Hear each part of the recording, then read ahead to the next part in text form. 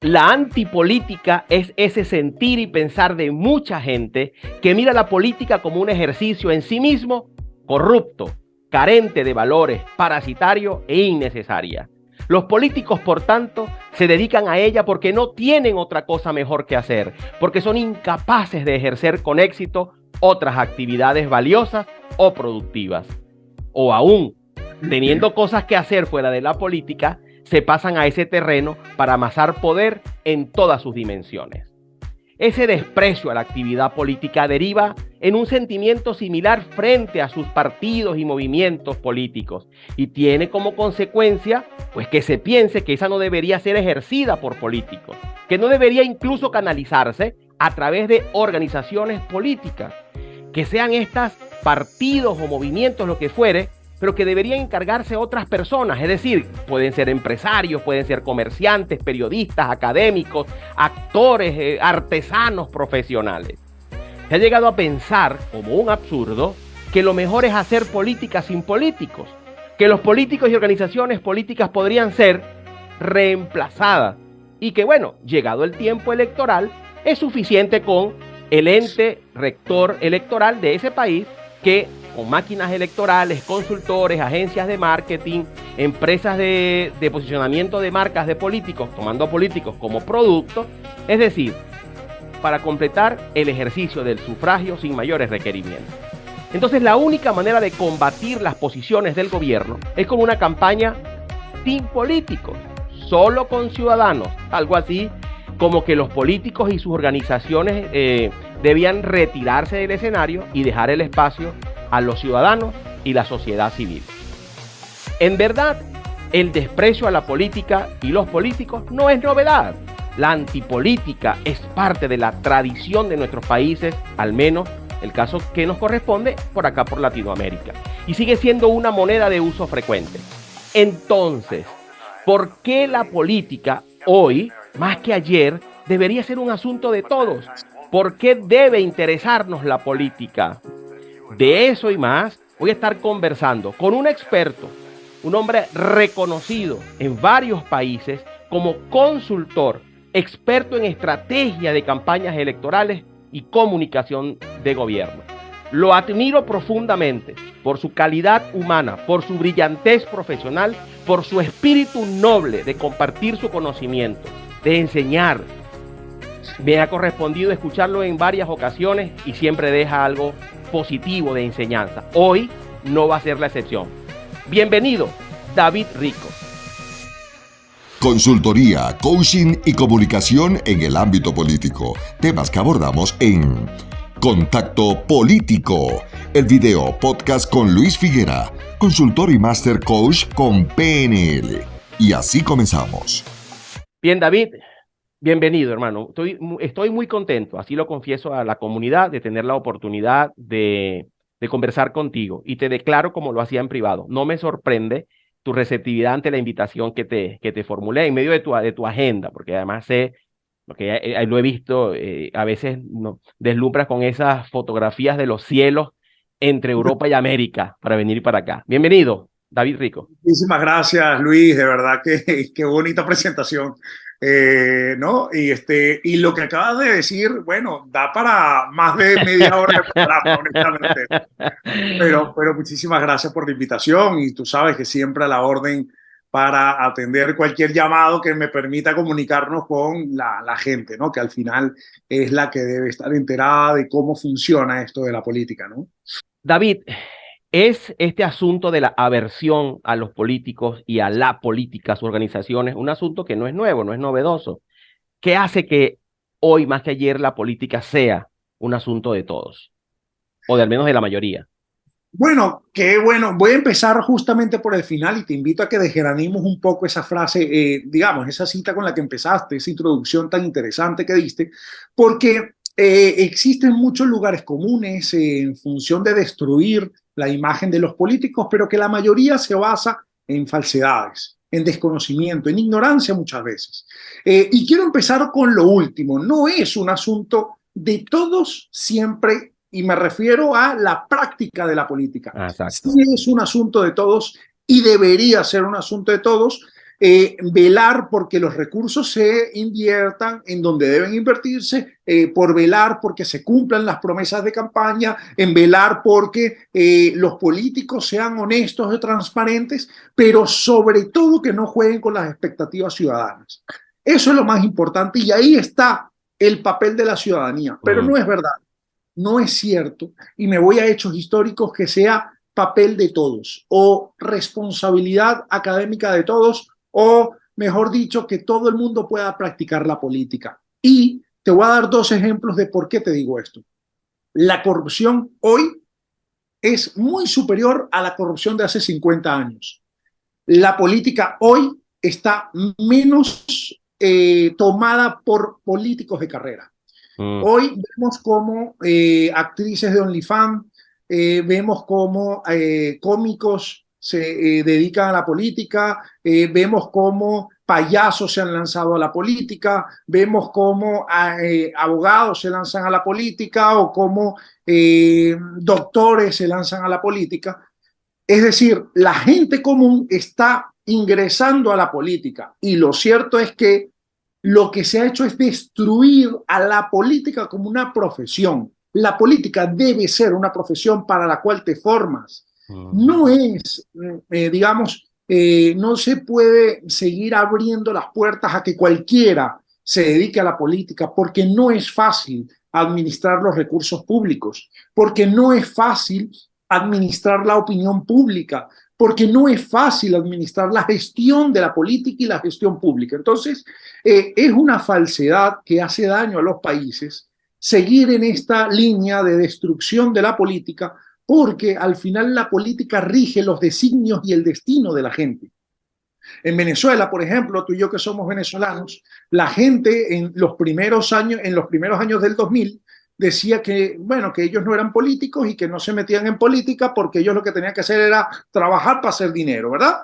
Y lo cierto es que esa misma gente se tuvo que ir caminando por Darién o se tuvo que ir caminando hacia Perú o hacia Ecuador o hacia Colombia o hacia Chile, ¿verdad? Porque no se metieron en la política, porque no les interesó la política. La política hay que interesarse, hay que estar pendiente de la política, pero la política debe ejercerse por políticos, por gente que se forme para hacer política, por gente que se forme en tener sentido de Estado, sentido democrático, sentido de división de poderes, sentido de formación en lo público. Es decir, hay muchas cosas que debe aprender un político y que la mayoría de los políticos hoy no tienen ni idea. Y no tienen ni idea justamente porque son la consecuencia de la destrucción de los partidos políticos, de la destrucción de la política. Por ejemplo, tú estás en Ecuador. En Ecuador no hay partidos políticos, no existen partidos políticos. Son movimientos electorales que funcionan únicamente cuando hay campaña electoral o cuando hay una coyuntura política que les llame a ejercer alguna actividad política. Pero no hay activismo político. Tú no ves cómo desde el semillero de los partidos se formen sus militantes para seguir creciendo y ocupar puestos de poder. No hay un semillero político, no hay partidos políticos. ¿Cuántas veces has visto que los candidatos en Ecuador, por ponerte un ejemplo, nacen de la ciudadanía y son una persona que sea reconocida y entonces todos los partidos le están llamando, mira, ¿quieres ser mi candidato? ¿No? Eso no es la política, Bueno, así no funciona la política, bueno, realmente. David, voy a emitir un juicio, me hago responsable de ello, y es que a veces hay una compra de puestos, compra de candidaturas, compra tal cual, una transacción, o sea, no un asunto relacional de méritos para ocupar una concejalía, sino un tema transaccional de un monto en particular para encabezar la lista que garantice eso. Son casos aislados, pero sí sé que existe. Un paréntesis solo un 10 No, segundos es que para 10 segundos para el venezolanismo. Cuando tú dices que tú y yo somos venezolanos, yo me acuerdo de lo siguiente. En muchos años me inculcaron lo siguiente: adeco y magallanero. Hace muchos años vengo de un aporte familiar de mi abuelo, de mi padre, que venimos de esa generación. Y yo recuerdo que en Venezuela yo participé en Acción Democrática hasta los 23 años aproximadamente, desde los 13 años, bueno, 10 años. Y para poder llegar a la Secretaría Juvenil Municipal, tenías que inexorablemente vivir la experiencia de ser el secretario juvenil del comité local del sector 23 de enero.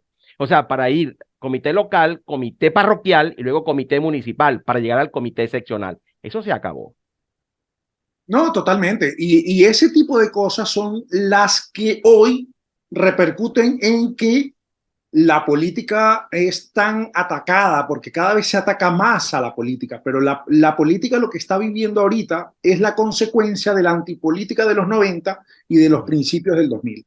Esa consecuencia ha generado que hoy los partidos políticos sean instituciones muy debilitadas y que cualquiera se meta a la política. Pero lo cierto es que esto lo único que ha generado es debilitamiento de la sociedad. Y la sociedad lo único que ha hecho es caer en ese juego de antipolítica, de destruir a los políticos y que al final lo único que está generando es destruirse a sí mismo, ¿no? Por favor, corrígeme, por favor, David, corrígeme en lo siguiente, el caso venezolano. Ahora mismo, de acuerdo a encuestas recientes, estamos hablando finalizando el primer trimestre de 2023, para quienes lo vean posteriormente, y entiendo que la polarización en Venezuela, digamos, tres candidatos más que polarización. Está la señora María Corina, está el señor Capriles y está el otro señor empresario, comediante Benjamín Rauseo. Y el discurso que vengo leyendo, que vengo escuchando de Benjamín Rauseo, es antipolítica. Es yo no soy político, yo soy diferente a ellos. Aquí hemos llegado por políticos que han sido torpes. Recuerden, al votar por mí no están votando por un político. Yo soy la opción. Palabras más, palabras menos. Claro, bueno, es que es el discurso atractivo, ¿no? Es el Sí. discurso que atrae. No es responsable, pero es atractivo. Son dos cosas diferentes. Es poderoso ese discurso, porque es lo que la gente clama cuando los tradicionales no han respondido a sus expectativas. Y ahí está la culpa de los políticos. Ahí sí hay culpa de los políticos. Tú no puedes jugar con las expectativas de la gente. Tú no puedes generar promesas que no puedes cumplir. Entonces, aquí cae en la irresponsabilidad. Pero todos los políticos son así, no lo son. La mayoría no lo es.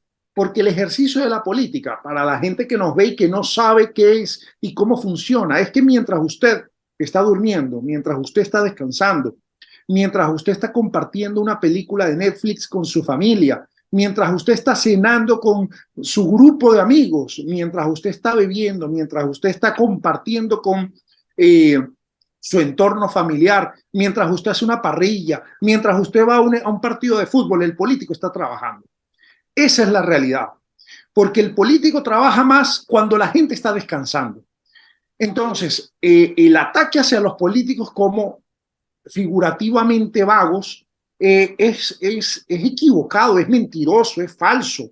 ¿No? Primero. Segundo, todos los políticos son corruptos. Mentira, eso no es verdad. Eso es como decir que todos los cirujanos plásticos matan a la gente. Eso es como decir que todos los taxistas se comen la luz. Eso es como decir que todos los administradores y todos los contadores roban al Estado, ¿no? Entonces, es falso, no es verdadero, no es cierto. Por el hecho de que hayan personas que roben, no significa que haya una generalización de que los políticos roban, ¿no? Yo he tenido la oportunidad de trabajar con más de 32 políticos en mi vida en cuanto a campañas, pero Claro. además he conocido a Claro. cientos de políticos y quiero serte muy honesto. Yo puedo contar con los dedos de una mano la cantidad de políticos que han robado de manera real, ¿no? Y que yo haya conocido. Entonces, no es verdad, no es cierto. Se ha generado, como te digo, un montón de lugares comunes negativos en torno a la política que terminan siendo perjudiciales, pero los culpables sí son los políticos por jugar con las expectativas de la gente. Bueno, David, entonces dos asuntos. Estos candidatos que actúan de esa manera, como tú los describes, que hay poca responsabilidad en el discurso, porque la palabra tiene poder, y cuando el candidato, sobre todo a mayor niveles de importancia, candidatos presidenciales, a gobernadores o como es el caso de Ecuador, que la figura provincial son los prefectos, tienen focos, tienen micrófonos abiertos y eso repercute en las personas. Eh, El rol del consultor político, el rol del estratega en ese sentido, por un lado. Y lo segundo, David, entonces es un esnovismo, es moda tener el discurso antipartido, eso se ha convertido en una fórmula casi que mágica para ganar afectos, para ganar adeptos en medio de una en medio de una campaña, por ejemplo. Sí y no. La gente no es estúpida, Luis. Así Y te es. voy a poner un ejemplo claro.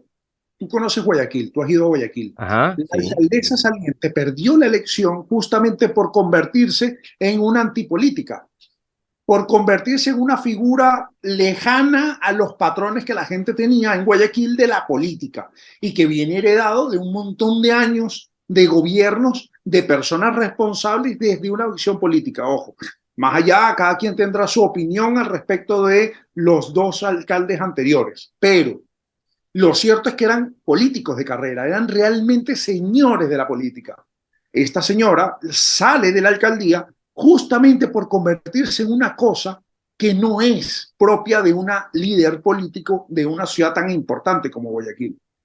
Esa, esa tiktokización, Mm. esa instagramización de la política es negativa y a la gente eso no le gusta realmente. Hay una obsesión por agradar a los públicos jóvenes, por ser como ellos, por ser como el pueblo y tal, que no son ciertas, que no son reales. La gente sí quiere a alguien gobernando que sea ejemplo, que sea que de verdad cumpla, que sea distinto un poco desde una visión de él sabe más que yo, él puede gobernar mejor que yo, porque si no, entonces me monto yo, ¿no? Y esa es la razón, una de las tantas, son muchas, ¿no? Nada en política es absoluto, ¿no?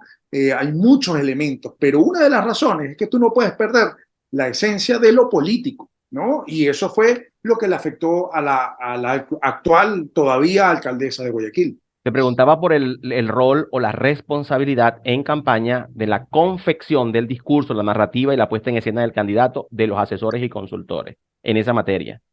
Mira, uno sí tiene que ser responsable. Uno no puede poner al político a decir cualquier cosa solamente porque eso sea políticamente, vamos a llamarlo de moda, ¿no? Ahorita hay varias modas, sobre todo desde el progresismo, se han impuesto muchas Sí, modas. el feminismo. Y vemos cómo, no solamente el feminismo, todo este movimiento LGTBI tan Sí, recalcitrante, ¿no? En donde sí. están terminando por dividir a la sociedad, en donde están buscando cómo generar enemigos internos en la sociedad entre hombres versus mujeres, heterosexuales versus homosexuales, ¿no? Y un montón de elementos que no son propios de la gente, que la gente no vive en esa onda, ¿no? De hecho, la mayoría de la gente se burla de esas cosas, ¿no? Entonces los políticos, por ejemplo, te voy a poner un ejemplo de una moda. La mayoría de las ciudades de Latinoamérica implementaron los carriles para las bicicletas, ¿no? Ajá. La mayoría, no todas, porque si hay unos donde ha funcionado, como por ejemplo Bogotá, ¿no? Pero en la mayoría de las ciudades no funciona. No funciona porque la gente no usa bicicleta en nuestros países, porque no Sí. están confeccionados los países nuestros para usar bicicleta, no están hechos para caminar tampoco, están hechos para usar carro, ¿no? Entonces, Tú has venido a Manta, tú has venido a Manta. sí, claro, La claro, topografía claro, no claro, permite no exactamente. permite. Entonces, vas a poner solamente porque está de moda Eso es un caso un aquí. carril para bicicletas que lo único que produce es más congestión, es absurdo, es ridículo. Entonces, el problema es que tenemos que ser también consecuentes con lo que realmente necesitan las ciudades, las regiones, los países, y trabajar en función y en consonancia con la realidad, no con la moda. No podemos estar trabajando en función de una encuesta, tenemos que trabajar en función de lo que planteas como tu opciones para cambiar la calidad de vida de la gente y mejorarla, no en función de lo que te dice la encuesta. Trabajar en función de la encuesta y en función de las modas es lo que nos está llevando a destruir a la política también. David, lo que nos convoca en esta conversación tiene que ver qué ha ocurrido que muchas personas, jóvenes, mujeres, emprendedores, en fin, se han alejado de la participación en la política. Y por qué hoy más que ayer deberían venirse, acercarse. Claro que no todos pueden ser candidatos, pero me refiero a tener vocería, participación. Coméntame tu mirada respecto al asunto de la ideología, al asunto de esto que se habla ahora con mucha notoriedad, si eres de izquierda, de centro, de derecha, en fin. ¿Cuánto ha repercutido esto o repercute en esa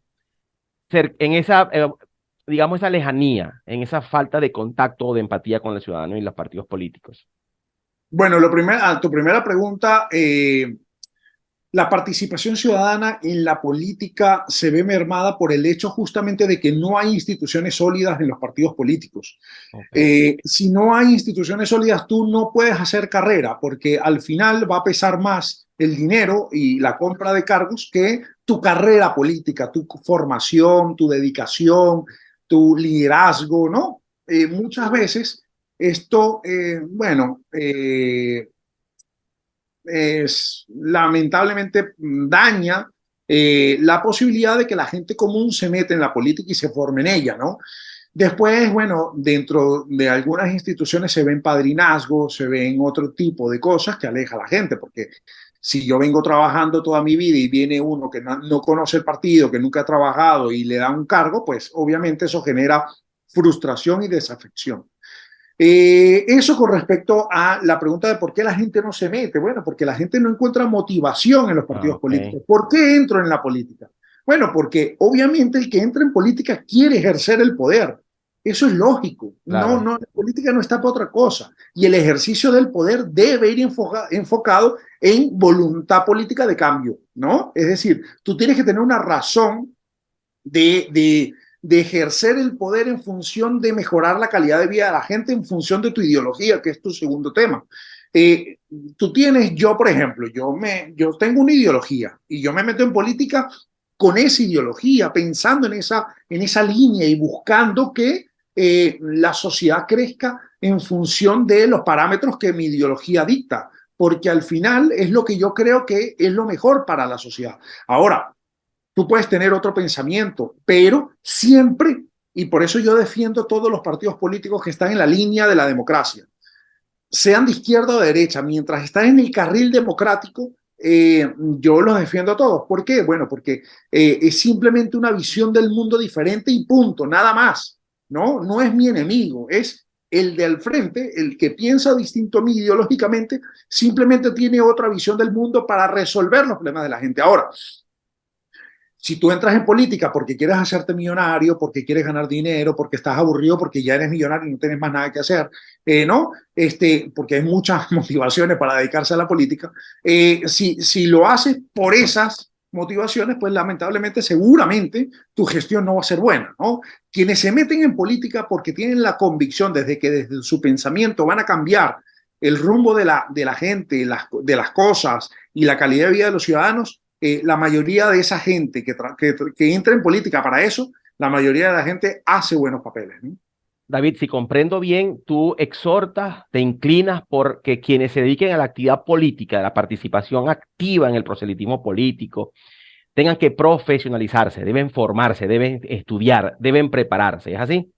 Totalmente, totalmente. Y ahorita vemos en muchos países de la región cómo entran gente que cuando llegan a su cargo no tienen ni idea de qué es lo que tienen que hacer, no saben qué ofrecerle a la ciudad, a las regiones, no tienen ni idea. Y eso es peligroso, porque es que al final eso daña a la política de nuevo, ¿no? A la política hay que dedicarse desde la profesionalización, desde la formación, hay que entender la política. Si tú eres de derecha, ¿por qué odias? Bueno, los que la odian, yo no la odio, pero ¿por qué estás en contra de la izquierda? Tienes que leer de la izquierda para comprenderla y viceversa. No puede ser de izquierda Si los de y de izquierda, la derecha.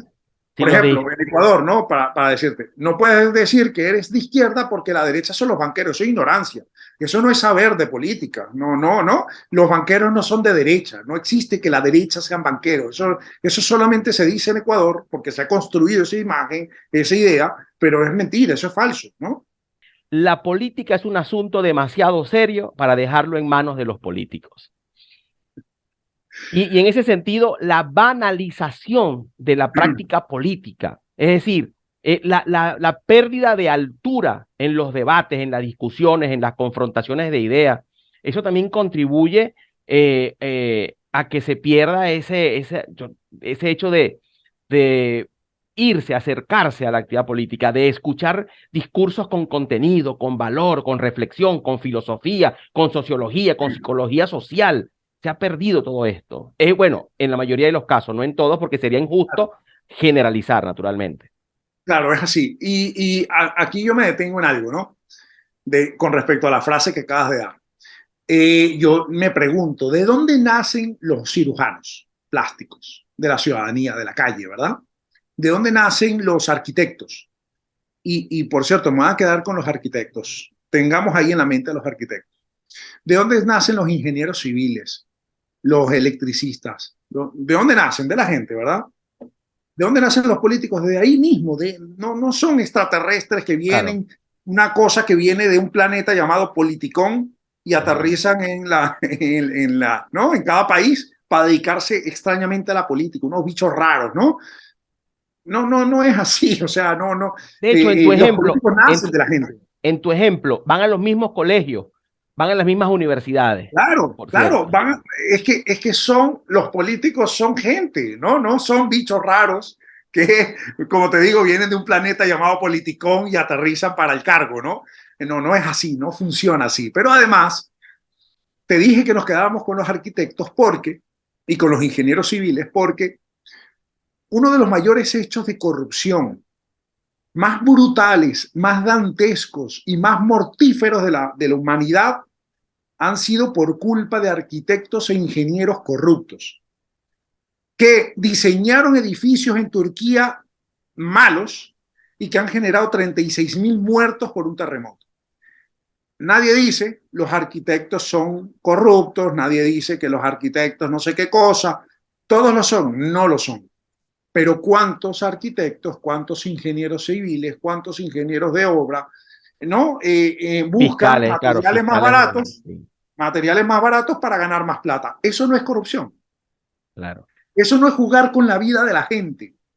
Pero es que imagínate la magnitud de, de lo que hicieron, que generaron 36.000 muertos, ¿no? Entonces, a lo que voy es, los humanos se equivocan, los humanos cometen errores, cometemos errores. Y los políticos son humanos, son todos humanos. Y hay quienes cometen errores, algunos con intención, otros sin intención. Pero lo que no se puede es atacar a los políticos per se, Mm. porque entonces ataquemos a los cirujanos que matan gente poniéndole botox de manera equivocada. Ataquemos también a los enfermeros que de repente pueden un día equivocadamente dar una dosis y matar a una persona. Entonces también fustiguemos a los médicos que por alguna razón se equivocan en el diagnóstico y matan a una persona, ¿no? Fustiguemos a los policías, a los bomberos, ¿no? Entonces, al final, los humanos nos equivocamos también, todos los humanos nos equivocamos en la función que hagamos. No por eso todos son, ¿no? Hay que eliminarlo, como hay que eliminar a los políticos en el discurso de mucha gente, ¿no? David, eso que me acabas de decir, bueno, que quedará para nuestra comunidad, esa reflexión última que acabas de hacer, eh, digamos, la haces en todos los escenarios, porque me parece muy convincente tu vehemencia, tus argumentos, osado, porque hiere susceptibilidades de quienes no están en la política de manera directa o indirecta, porque se nos ha instaurado en el ADN en los últimos años, con la exacerbación de los medios, con las redes sociales, oye, el discurso antipolítico, de la antipolítica, del desagrado por las y los políticos. Este mensaje que haces lo llevas a alguna universidad, hablas con jóvenes, hablas con nobles líderes y dirigentes políticos. Bueno, cada vez que puedo lo hago porque creo en ello firmemente. Me dedico a la política desde que tengo 17 años. Eh, Al principio lo Hace hacía 20 años. hace 22 años, Ah, bueno, pero está bien. ¿no? Caramba. Eh, y nunca me he cogido un bolígrafo en mi vida, ¿no? Entonces, pero más allá de eso, más allá de lo que soy yo, lo que he visto en todos estos años en la política es que es un poco injusto con la mayoría de los políticos esta calificación, ¿no? Pero además es que lo veo en tantas cosas. Mira, tú y yo venimos de un país donde íbamos a médicos, y por eso hablo de los médicos, porque siempre me generó rabia, ¿no? Cómo habían médicos que trataban, por ejemplo, en la clínica, el Hospital de Clínicas Caracas, por ponerte un ejemplo, ¿no? y entonces de repente encontrabas que los instrumentos que utilizaban eran del Hospital Universitario de Caracas, que era un hospital público. Y el Hospital Universitario de Caracas no tenía implementos. Bien, entonces, ¿era culpa de los políticos que se robaban la plata? No, era culpa de los médicos que se llevaban las cosas para atender en sus, ¿no? Claro. Entonces, en sus consultorios. Pero además, entonces, estos políticos, perdón, estos médicos después marchaban por la situación del hospital. No se puede ser así tampoco, ¿no? Es decir, Claro, claro. sí, sí me entiende, ¿no? Y lo he visto tanto en tantas áreas, ¿no? En, Y porque, en ontología del lenguaje, una aproximación filosófica del asunto, sería la doble moral de los juicios. claro, Se podría claro, llamar de esa manera. exactamente, exactamente. Pero, y en esto de los sesgos, de la construcción de los sesgos, mira, yo estoy convencido de que los seres humanos somos corruptos. Ya me he dado, ya siento que somos, está en nuestra. Ahora, ¿qué nos hace distintos a los humanos con moral y a los humanos pedestres? Bueno, que los humanos pedestres son corruptos donde sea. Porque el mecánico que dice que lo que tiene es bujía y lo que tenía que hacer es un pequeño toqueteo, ni ya, ¿no? Es corrupto, ¿verdad? Y estamos hablando del mecánico, ¿no? El chico que contratas para repartir volantes para una empresa y agarra los volantes y los bota a la basura y no reparte los volantes, eso es corrupción. Latoneros y carpinteros, no me los nombres. ¿No? Los latoneros y carpinteros. Y mira, pero es que me puedo ir a todas las profesiones. Te puedo Ah, decir todas las profesiones de la humanidad, cómo hay formas de corrupción.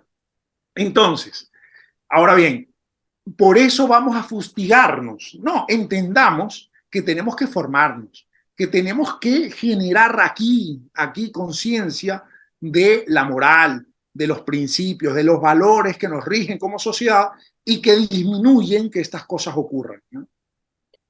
fíjate, David, me Ojo, y gustaría, discúlpame para terminar, y hay algo que se le ha dado poca importancia, que son de verdad darle fuerza a los organismos de control y transparencia. Ahí está la fuente para que en unos países funcione y en otros no. Para que en unos países no haya corrupción o haya corrupción mínima y en otros no. Está en la capacidad que tienen los institutos de control de ejercer sus labores. claro, no es el caso que nos ocupa en este momento y habrá otra oportunidad Sí, claro. de ponderar esos ejercicios de gobiernos menos corruptos y no tan lejanos. ¿Cómo hacen ellos? ¿Qué han hecho ellos en los últimos 30 años? Que bien podemos comenzar a replicar en esta generación para que las situaciones cambien favorablemente. Quiero hacerte un comentario bueno, dos. Uno, porque aquí en Ecuador debes conocer a un consultor muy singular en su forma de proceder. Osvaldo Moreno, creo que es su nombre. Y él sostenía hace unos días en un evento que existía planteándose los escenarios posibles para Ecuador, contrariantes, complejos en este momento. El consultor Moreno sostiene que hay que sí dejar de estigmatizar la doctrina, o sea, hay que adoctrinar a la gente de los partidos, es decir, hay que formar cuadros políticos, hay que sí formar las secretarías de los partidos, hay que sembrar si tú crees en socialismo, bueno, adoctrina a tu gente en el socialismo y véndele las bondades del socialismo como lo puedes hacer de centro, como lo puedes hacer de derecha. Pero una de las cosas que nos ha pasado factura es precisamente la falta de doctrina en el asunto ideológico. Y ni hablar de la inconsistencia de esos temas de candidatas y candidatos, que eso es gravísimo, ¿no? Entonces, te pregunto, David, ¿cuál es el mensaje que tú le envías a las y los candidatos? Yo me gustaría que este mensaje que viene a continuación lo reciban mujeres y hombres que están pensando hoy todavía, titubeantes, vacilantes, en irse a la actividad política, al terreno partidista, o aquellos que en alguna contienda electoral no hayan tenido los votos suficientes, retomen con entereza, con banderas de idealismo y renovado ímpetu sus aspiraciones políticas, para lo cual quiero escucharte, David, en tu mensaje para ellos, por favor. Mira, hay que formarse, definitivamente hay que formarse, hay que profesionalizar esto lo más que se pueda.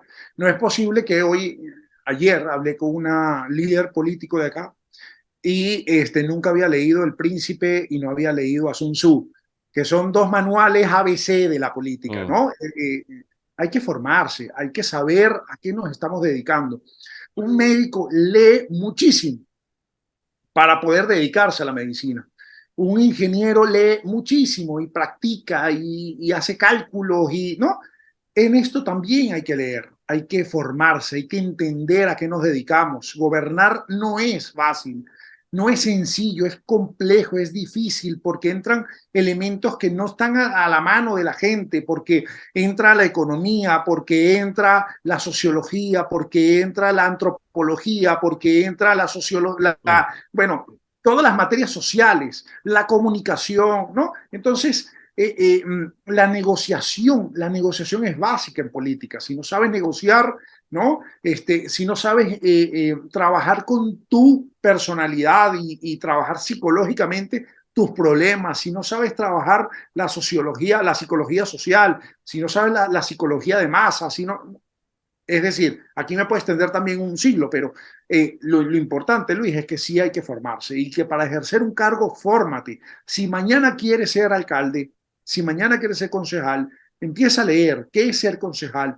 cómo se redacta una ordenanza, qué es una ordenanza, ¿no? ¿Cuál es el alcance de las ordenanzas? ¿Cuál es el rol de un concejal? ¿Qué hace un alcalde? ¿No? Si quieres ser ahora que vienen las elecciones asambleístas, ¿qué hace un asambleísta? Porque típico te hacen el rosario, ¿no? Legislar Y se me fue controlar, fiscalizar. y Controlar y fiscalizar. fiscalizar. Sí. Legislar, controlar y fiscalizar. Coño, Ujú. eso no es solamente, ¿no?, la labor de un asambleísta, ¿no? Y además, ok, ¿qué significan esas tres? Y se quedan, bueno, controlar, fiscalizar y legislar. Pero esas tres tienen un contenido abajo enorme también, ¿no? Entonces, Bueno, hay hay quienes no han leído Maquiavelo y tampoco han leído la Constitución, probablemente. Entonces, claro, pero todas esas son elementos necesarios para poder ejercer la política. Entonces, fórmate, lee, instrúyete, ¿no? Así como lo hiciste en el colegio, así como lo hiciste en tu carrera, lo mismo es la política. Hay que formarse, hay que entender qué ocurre, hay que entender los contextos, hay que entender las coyunturas, hay que entender lo que tú decíamos, izquierda, derecha, qué son, para qué están, quién las ideó, cómo es el mundo moderno con respecto a esto. Todo eso hay que construirlo, ¿no? Con tu anuencia, David, solo un atrevimiento de mi parte con muy buena intención y es también complementar allí con mucho respeto el hecho de que se rodeen de personas que también tengan hambre por formarse, por prepararse. No me refiero a su equipo, que también se hagan de asesores, de consultores, de especialistas que puedan coadyuvar favorablemente en esa robusta formación a la que tú nos estás exhortando. Es decir, que hagan cuadros que yo les digo a algunos de ellos, oye, formen a otras personas. En la medida que ustedes formen a sus propios cuadros, tienen que documentarse y eso los va a robustecer.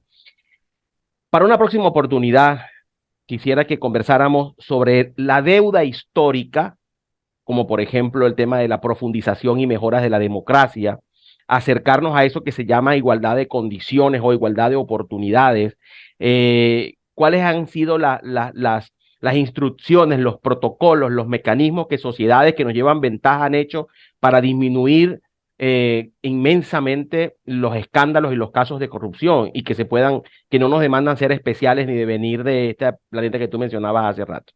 Quiero dejarte abierta la invitación para esos temas en lo sucesivo. Sí, claro, siempre a la orden.